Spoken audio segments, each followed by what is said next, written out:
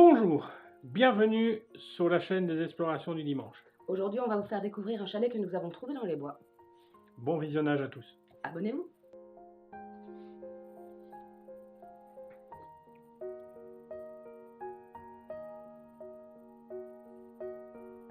Là on arrive à l'entrée et on s'attend à découvrir un truc complètement catastrophique. Alors qu'à notre bonne surprise, c'est plutôt en bon état. Et franchement tout est là en fait, comme si les gens avaient fini leurs vacances, étaient partis et puis voilà. Qui comptait revenir un jour. Il y avait de la poussière, oui, mais il y avait encore les décorations sur place. Vous allez voir, c'est assez impressionnant parce que tout est, voilà, ils ont encore leurs photos, il y a des cadres, les rideaux sont nickel, et pourtant vous allez voir, c'est abandonné depuis quelques années. C'est assez impressionnant de voir ça en fait, de regarder les petits détails. Il manquait juste le coussin au fauteuil.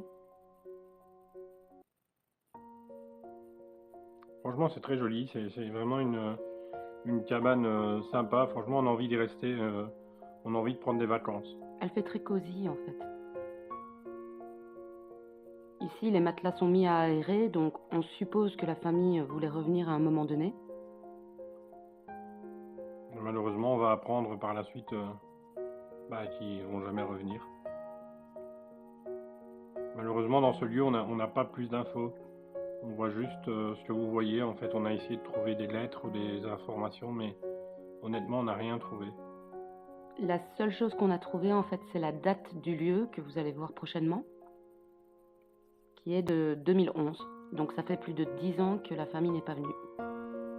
En fait, on continue sur notre chemin, on se dit, s'il y en a un, peut-être qu'il y en a plusieurs, et en fait, à un moment donné, on va tomber sur une autre qui est vraiment, je trouve, très intéressante aussi, encore plus intéressante que la première.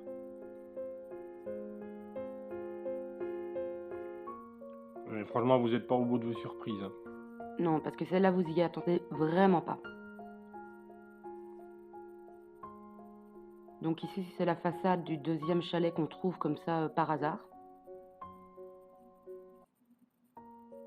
Et celle-là, on l'appelle en fait le chalet araignée blanche, en fait, et vous allez comprendre assez vite pourquoi. Donc là, ici, on a essayé de marcher dessus, mais c'était quasi impossible, parce que tout était vraiment en train de pourrir. J'ai failli passer à travers, donc j'ai préféré faire demi-tour. Et là, voilà, on va pénétrer à l'intérieur maintenant, et vous allez voir, c'est assez... voilà, c'est digne d'un film d'horreur. Et honnêtement, je m'en rappelle encore. C'est dégueulasse. Voilà, comme vous pouvez voir au plafond, c'est que des mues d'araignées. Et en fait, elles sont devenues blanches parce que apparemment, à partir du moment où elles sont dans un lieu fermé et humide, en fait, les mues pourrissent et prennent cette couleur blanchâtre. Il y en a vraiment partout, hein, que ce soit au sol, sur la table, sur le lit, enfin, vous allez découvrir, il y en a vraiment partout. Et franchement, c'est désagréable d'avoir ça au-dessus de sa tête, parce qu'il y en a des centaines, en fait, c'est pas 2 ou 3, c'est vraiment des centaines.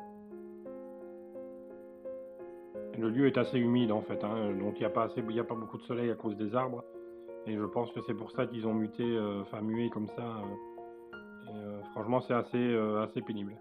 Mais contrairement à l'autre chalet, comme vous pouvez remarquer, celui-ci est encore plus rempli. C'est-à-dire qu'il y a encore des ustensiles, de la vaisselle. Il y a même encore des décos supplémentaires autres que les cadres, comme cette jolie horloge. Ouais, et là, on va arriver dans la chambre dans quelques instants, vous allez voir, même sur le lit, il y en a partout, en fait.